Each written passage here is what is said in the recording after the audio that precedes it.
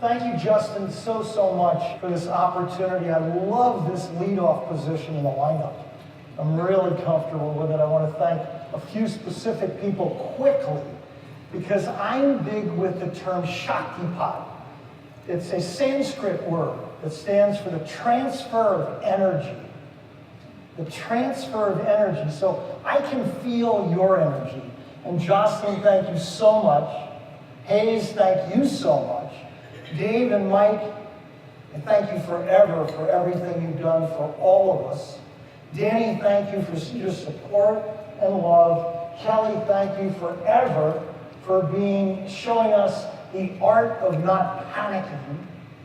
And she does that daily. And of course, Lindsay, my brother's wife, I want to thank you, Lynn, so much. And then finally, my brother Jack, for being a brother. And Navy SEALs say they have brothers. Brothers that they'd do anything for. Brothers that they'd sacrifice their life for. When you've been gifted in this world to have a brother who would give his life for you, you know you're a gifted person. So Jack, thank you for always showing up in crisis situations like great brothers did. Well, Kel, we could start it up in way back in 1519. 1519. There was a conqueror by the name of Hernan Cortez. And Cortez was in Cuba, a Spanish conqueror, whose job it was to take armies and conquer other lands. But Cortez had a different feeling than most other conquerors. And he walked out one day on the edge of the Atlantic Ocean and looked and gazed into the future and said, I have to do this. I have to go all out, not hold back. But I have to go after the greatest riches, the greatest treasures, the most difficult challenge that I could ever be given. I have to take on the Aztec Empire. For 600 years, that army had held these treasures, the artifacts, the most amazing things had been held for 600 years. And Cortez said, I can gather people, and we can do this. So he went back into Cuba and started to rally his troops. He went up one by one to men and said, come with me. We can do this. Your family, your life will be changed forever. Come with me. We can do it. All of a sudden, one person just said, yes. And then another. And then that transfer of energy. And then suddenly, almost like the tipping point, Cortez had gathered 500 soldiers, 100 sailors, 16 horses, and 11 ships, and headed out to try to take over this land that had been held for 600 years, and no army had ever defeated it. Well, the troops were excited. And as they headed out on the journey into the sea, all of a sudden, 4 days into the journey, Cortez notices something. Self-doubt. How long have they held that property? 600 years? I wonder if we can do this. I wonder if this is the right thing. I wonder if I'm in the right spot. I wonder if self-doubt, fear set in. So Cortez went below by himself. And like great leaders do, adjusted and adapted his strategy. And came back aboard and knew what he had to do. They sailed for 4 more days and suddenly anchored their boats, went through that Yucatan Peninsula, stepped up onto the beaches, with 600 people, brought them all together, looked at his men, and suddenly said the most powerful pep talk ever given. 3 words that would change the course of history. He looked at his people, and they expected him to say, look, 200 of you, go on the edge, and if things get difficult, retreat back to the boats. 200 go here, 100 there. If it gets too difficult, we'll meet back here. But instead, Cortez said something different. He looked at his men and simply said, burn the boats. Burn the ships. Go ahead, you heard me. The men said, what? Burn the boats? He said, yes. Burn and torch the ships. We're not going back. We are not going back. There's no excuses.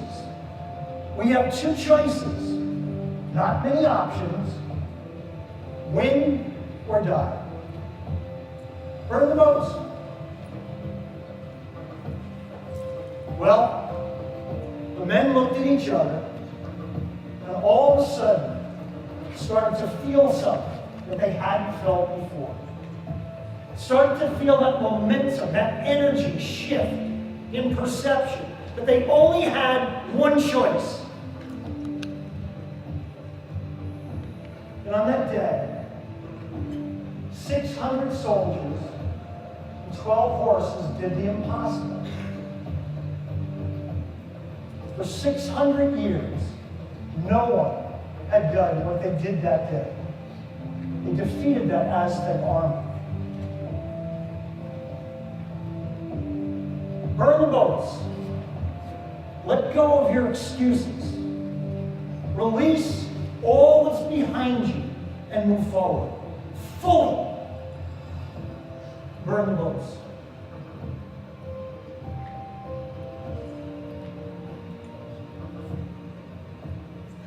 It was 4:30 a.m. I got in my car. It was pitch dark. I drove 13 miles into Paterson, New Jersey. St. Joseph's Hospital. Parked in the emergency room parking area.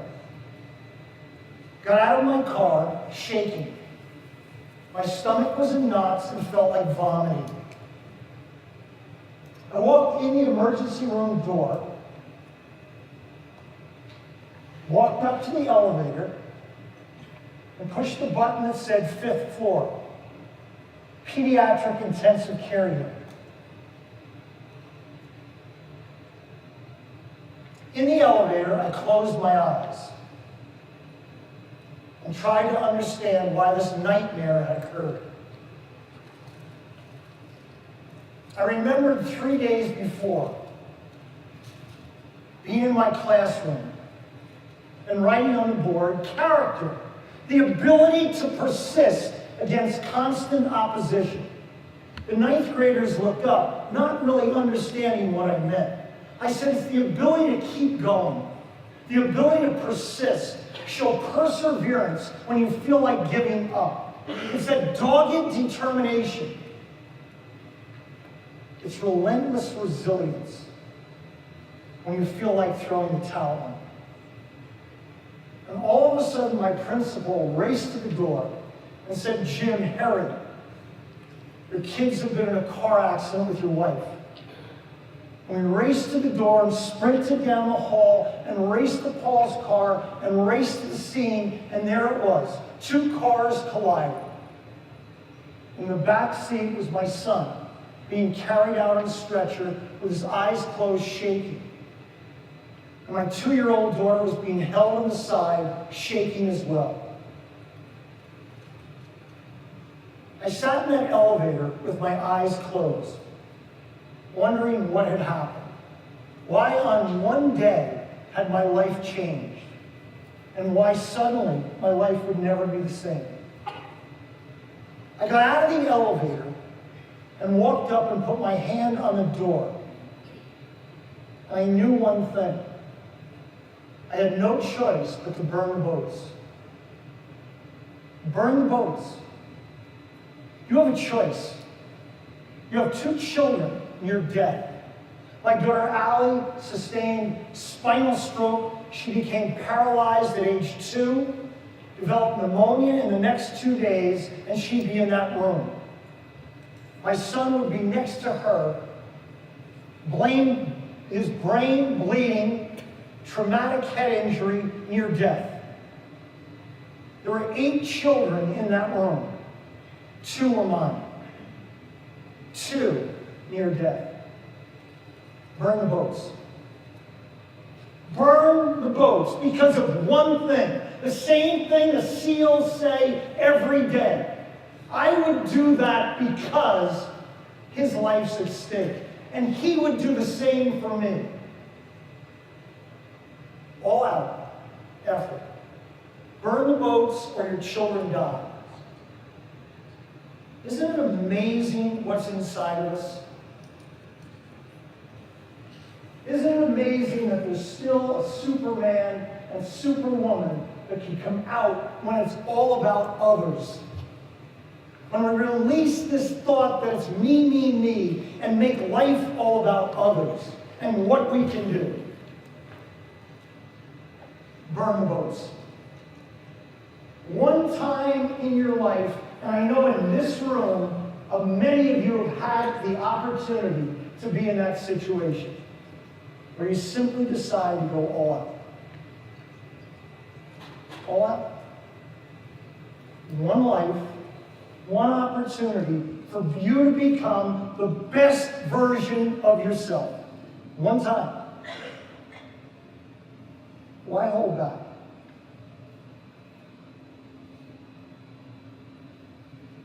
Sam, Eddie, and Danny had been out of work for a good 3 months. They were iron workers that worked for the union. And all of a sudden, Sam gets a phone call and says, Sam, can you gather your 2 buddies, come into the city? We've got an amazing job opportunity on the East River as long as you're comfortable with heights. We're going to send you up to the 48th floor to work on this iron job. You'll be there for a good 8 months. Do you want the job? He said, absolutely. Gets on the phone, calls his buddy Eddie and Danny. They gather together and say, look, we'll meet tomorrow morning. They get in Sam's van, ride in from Greenwich into the city. They park their van, go up the elevator to the 48th floor, grab their buckets, and work all morning. Every day, they work till 12, the lunch whistle goes off, they finish at 4, ride home to Connecticut. They do this every day for 6 weeks. Tough job, but they're happy and so grateful they have it. One day, at 12 o'clock, the lunch whistle goes off. Sam, Ed, and Danny grab their buckets, go sit on the ledge of the 48th floor. They sit right up here and look down into the East River. Sam opens up his bucket and he sees a brown bag. Opens up the brown bag and peers down at a big hoagie roll. He opens up the roll and sees tuna fish. A tuna fish salad hoagie with lettuce, tomato, and pickles. 2 chocolate chip cookies and a Yoo-hoo. He looks at the sandwich, the cookies, and the Yoo-hoo and says, I'm sick of it. Every day I come to work, I get the same tuna fish salad hoagie. And these cookies and this Yoo-hoo, I'm cooked. I get another tuna salad hoagie. I'm throwing it right in the East River. Then he opens up his bucket. When he opens it up, he sees a white bag. He unravels the bag and sees saran wrap around a hard roll. Opens up the hard roll and suddenly sees ham and cheese. Underneath the ham and cheese, a bag of Fritos and a water. Closes up the sandwich and says, that's it for me as well. I want no more ham and cheese. I get it every day. I get another ham and cheese. It's going right in there with my bucket, both. Well, Eddie opens up his bucket, and he looks inside and sees aluminum foil wrapped around, it looks like 3 sandwiches. He unravels the aluminum foil and opens up and sees white bread. He looks inside and sees mayonnaise, and then bologna and cheese. Opens up the cheese and sees mustard, and then takes the second sandwich, same thing, mayonnaise, bologna, cheese, mustard, 3 of them. He goes, that's it. I get another bologna and cheese. I'm not only going to throw my sandwiches and the bucket, I'm going to jump into the East River with it. Well, 3 angry construction workers finish their day, drive on back to Connecticut, and the next day take off with their buckets. They work all morning. It's hot, it's sweaty, they're exhausted, they're tired, and all of a sudden 12 o'clock comes. Wouldn't you know, 3 construction workers sit on that ledge, and all of a sudden, Sam opens up his bucket, looks down, opens up the bag, closes his eyes, and does this. Smells something different. Opens up the hoagie roll and sees egg salad. A big smile, a big bite, arms go up. Eddie opens up his bucket, looks into the bucket and sees a big round sandwich. It's a hard one. He opens up the hard one and spots turkey. Puts it in his mouth, big smile.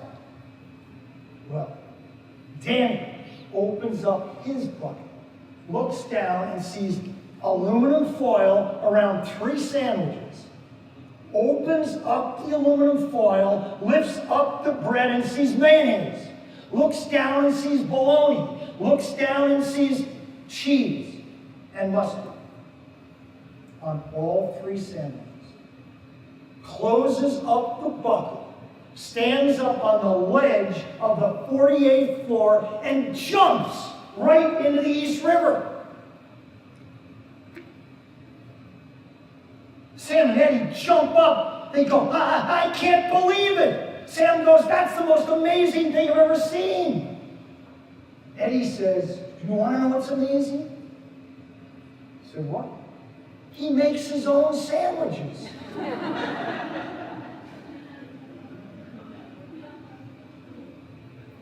He makes his own sandwiches. He creates his own life. It's his choice. That's his decision. He makes his own sandwiches.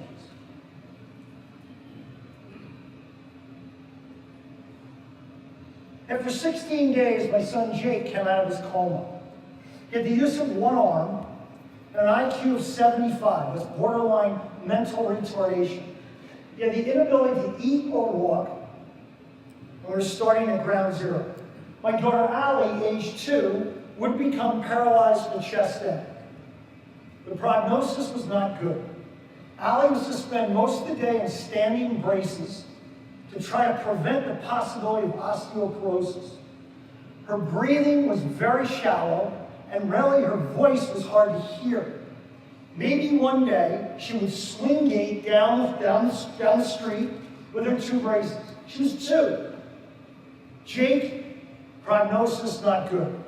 Could not go to public school, obviously would never be able to run or jump, and the opportunity for him in the work world after this would be limited at best. That's the picture. That's what you have. Make your own sandwiches. That's what's in the refrigerator. That's what you have. Be realistic. You know what? You can make your own sandwiches every day. There isn't anyone that can steal your level of gratitude my children were alive. There isn't anyone that can steal your attitude and your effort level. No one can take it.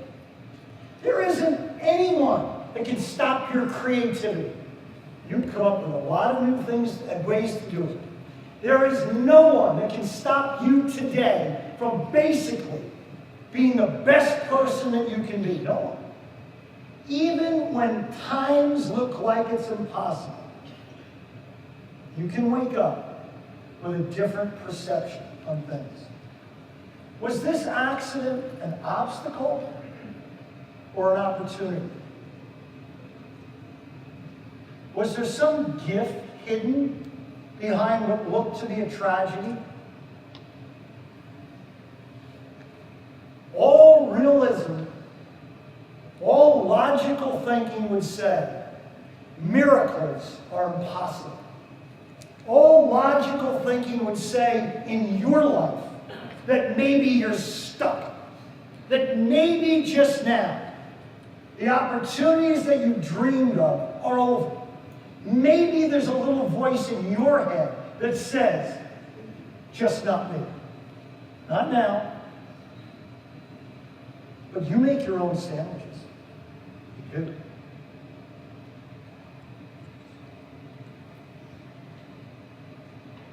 Way up in rural New York,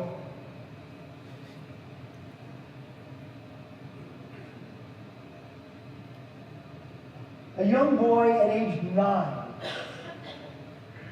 discovered his passion. Already, he knew what he wanted. Like a young mom with a baby, holding a baby, Henry Peterson held his first pigskin. He held a football in his hand. And he knew at age 9 it felt just right. He flipped it and threw it and caught it.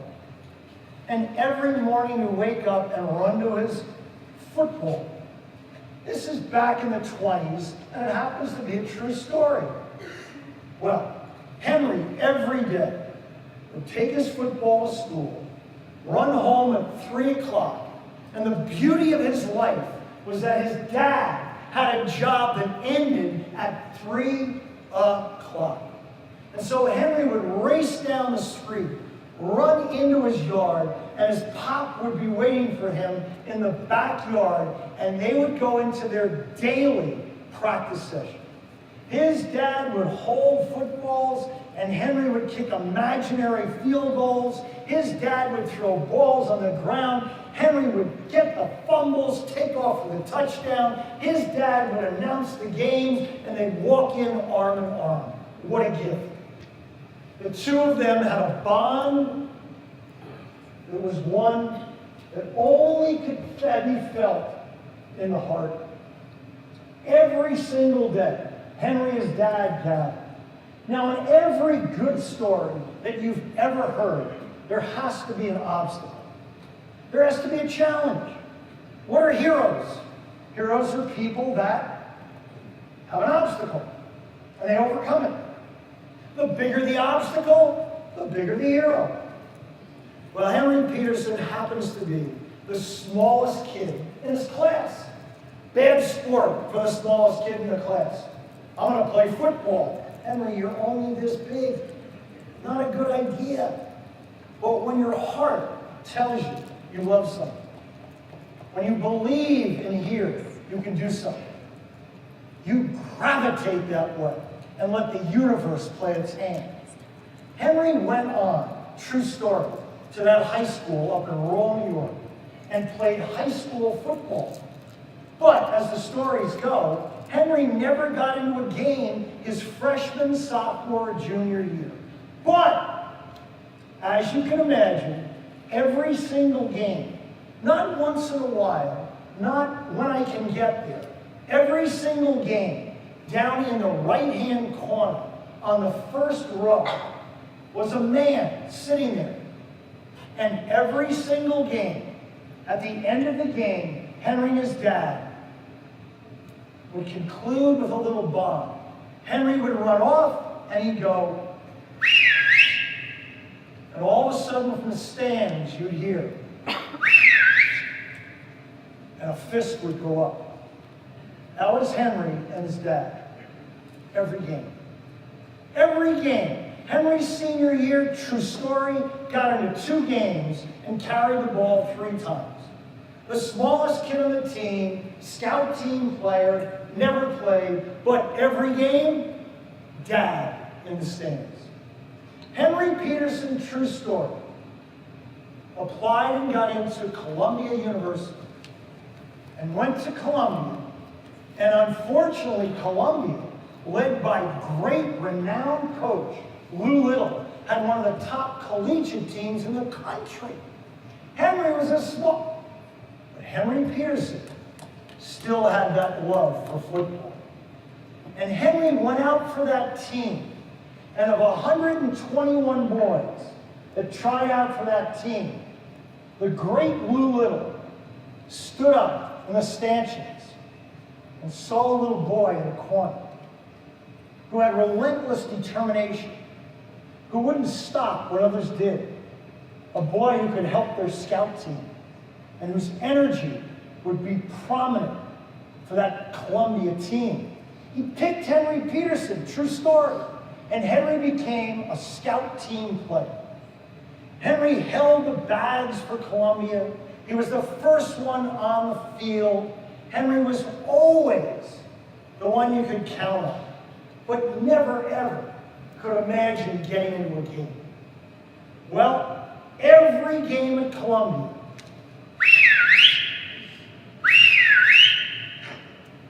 right in that corner, first row, right-hand side, was a man. It was called consistency. The way love is built. Not intensity, consistency. Little things over and over and over again build trust and love. And that's what Henry and his dad had. Well, true story. Henry Peterson is a senior at Columbia and has never got into a football game. It is Thursday afternoon, and Columbia is preparing for their league championship game against Fordham. Coach Little has his boys going through the most difficult workout of the week.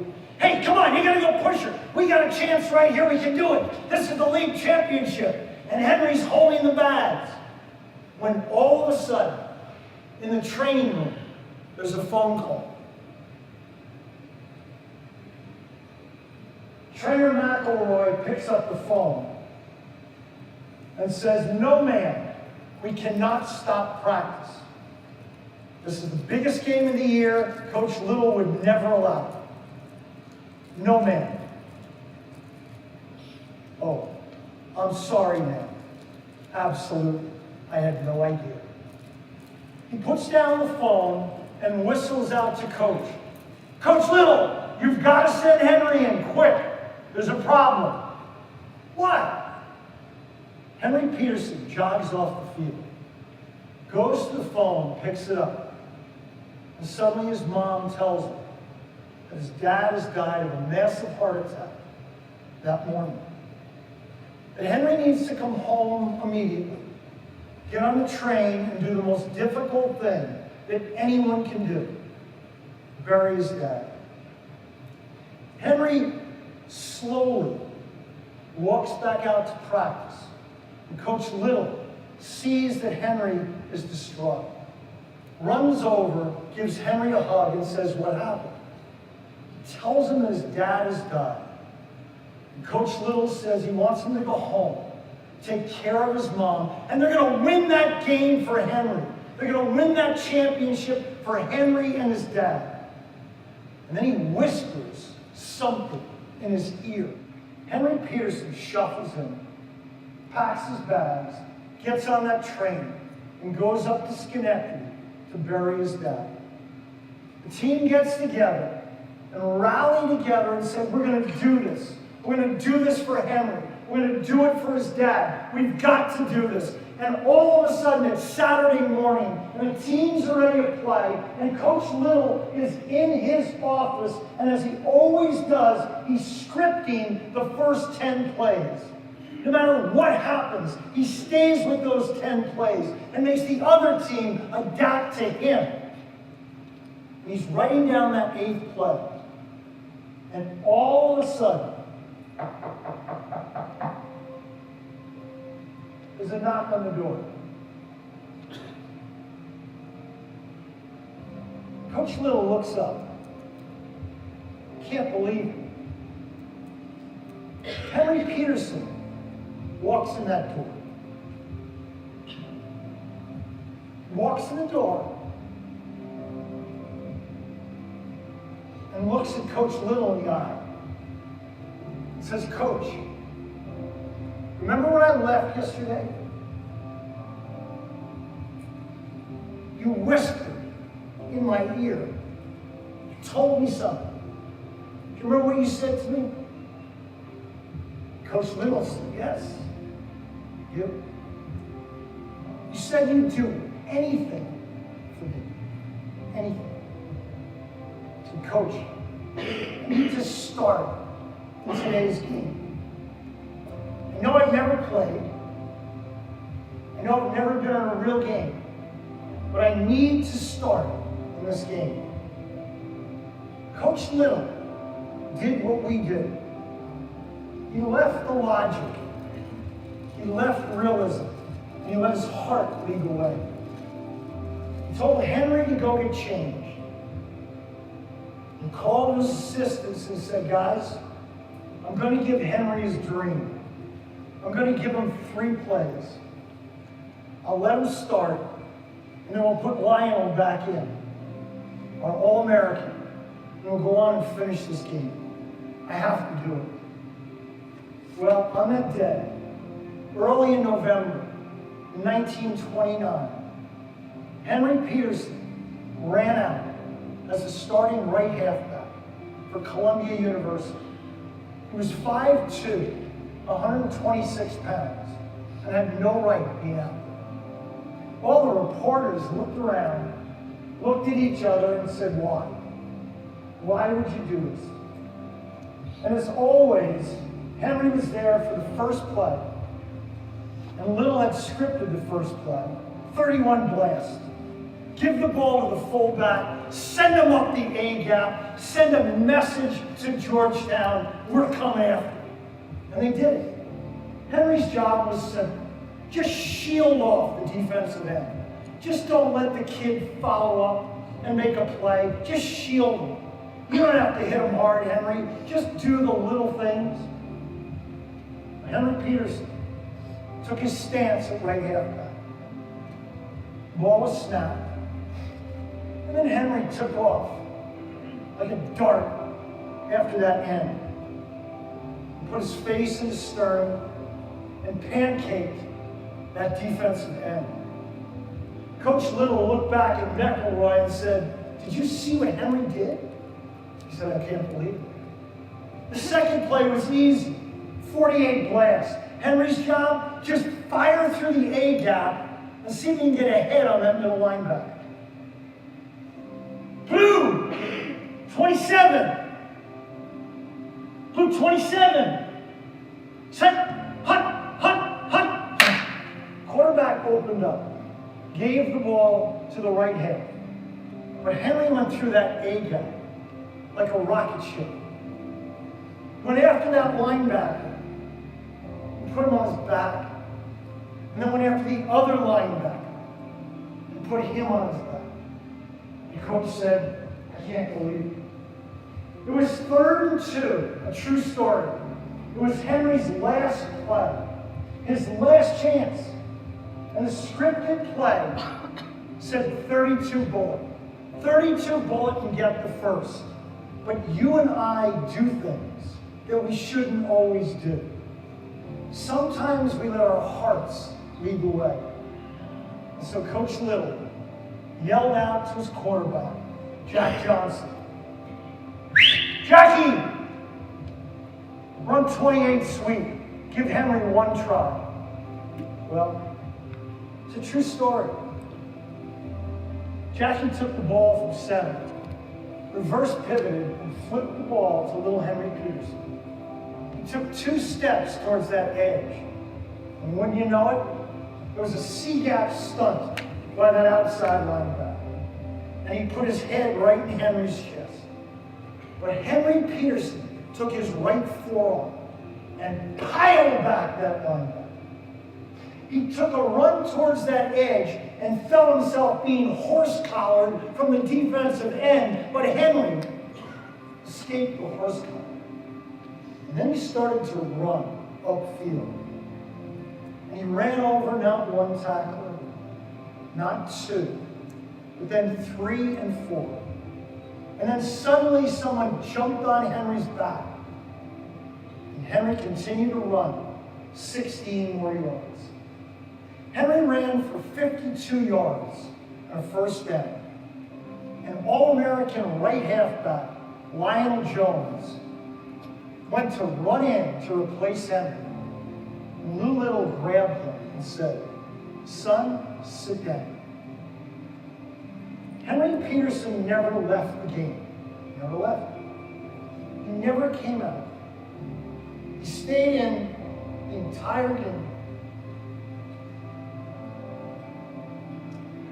He ran for 211 yards, scored 6 touchdowns. Columbia won that championship, and Henry was carried off, a true story, by all his teammates. Carried him into the locker room, and every reporter just jammed him and said, "Henry, where have you been? What happened?" Henry just shook his head and looked up. He shook his head and looked up again. And 10 minutes later, Henry was summoned in to Coach Little's office. Henry walked into the office, and Coach said, "Henry, I'm so sorry. I'm so sorry I never gave you a chance. But son, I watched you for 4 years. I watched you never run like this. I watched you never play like this. Henry, what happened?" Well, Henry Peterson looked at his coach and said, "Coach, it wasn't you, it was me." He said, "Coach, I know you saw my dad in the corner of those stands. I know you saw him there every game, but you never had a chance to meet him. Coach, my dad was my best friend, my mentor, my guiding force, my power. And Coach, one thing you never knew about my dad, he was blind. And he never ever saw me play. He never saw me one day until today.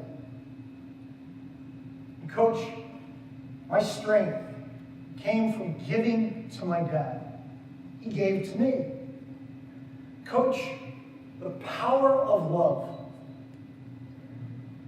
makes you do things that you would never be able to do." Henry Peterson taught us all a lesson. He taught us a lesson about seeing things that people can't see. There was no validation his dad was up there watching him. There was no way to prove that his dad was there in the room with him. But Henry believed. Henry believed. Apple Computer came out with an advertising ad called Think Different. I don't know if anybody remembers it. It was their most famous ad. Think Different was an ad that came up that said, "Here's to the crazy ones, the misfits, the rebels, the troublemakers." And then suddenly you'd start to see pictures show up. You could go to the next slide. Next slide. All right. Pictures of people like Jim Henson, Gandhi, Muhammad Ali, Rosa Parks, Amelia Earhart. Here's to the crazy ones, the misfits, the rebels, the troublemakers.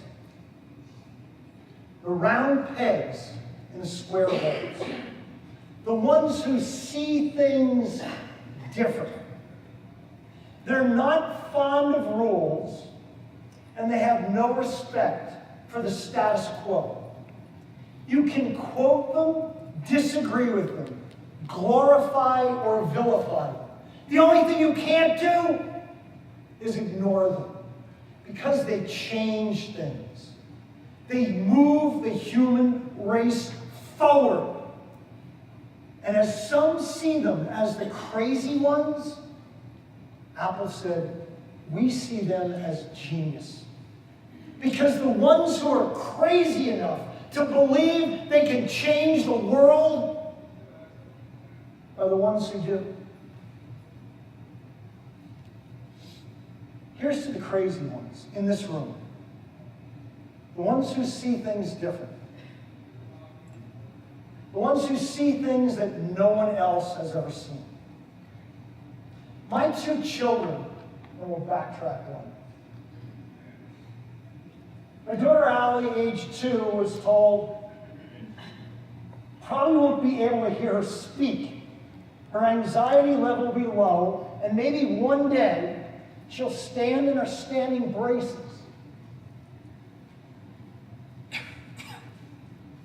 Allie was the first wheelchair-bound actor or actress in the history of Broadway. She's the president of her class at NYU. And she's been on Glee, the Glee Project, speaks nationwide. And she's an activist for everyone with disabilities, or the thought that your different ability cannot keep you from doing everything and anything that everyone else can do. My son Jake, who would not be able to go to public school and would never be able to run down the court, played basketball for me at Ridgewood High School with one arm, was a varsity golfer. He graduated from Ridgewood High School and then finished at Fairleigh Dickinson with honors. He works for Whole Foods, where he was the employee of the year, and his wife Alyssa is expecting a baby. Here's to the crazy ones. The ones who say things that can't happen, can. The ones like you, who refuse to settle, who refuse to say that's all that can happen. But leaders like yourself who say we're going to take the next step and burn the boats and go all out. That we're going to make our own sandwiches here and control those things that are in our control. Our perception of life, our choices, our creativity, and our relentless resilience.